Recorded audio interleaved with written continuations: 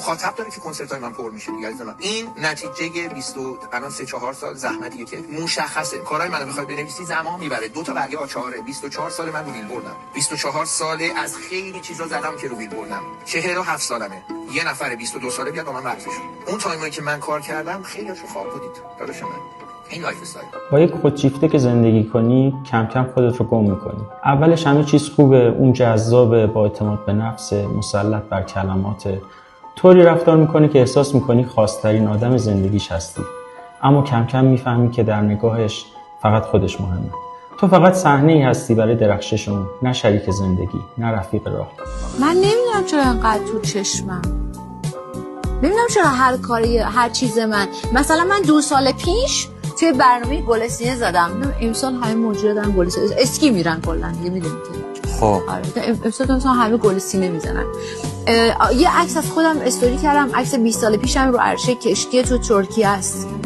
مال 20 سال نه بیشتر، 22 سالم بوده، بیشتر از 20 سال. مال 20 من 52 سالمه، میشه 30 سال پیش. 30 سال پیش شما رو عرشه کشتی عکس داشتید؟ آره.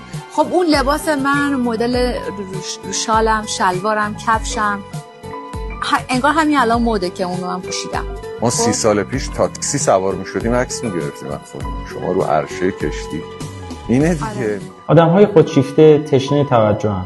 دوست داشتنشون مثل دویدن در تونلی تاریکه که هیچ وقت به مقصد نمیرسی. اگه ازشون تعریف نکنی سرد میشن. اگه با اشتباهاشون روبروشون کنی تو رو متهم میکنن. همیشه مقصر تویی.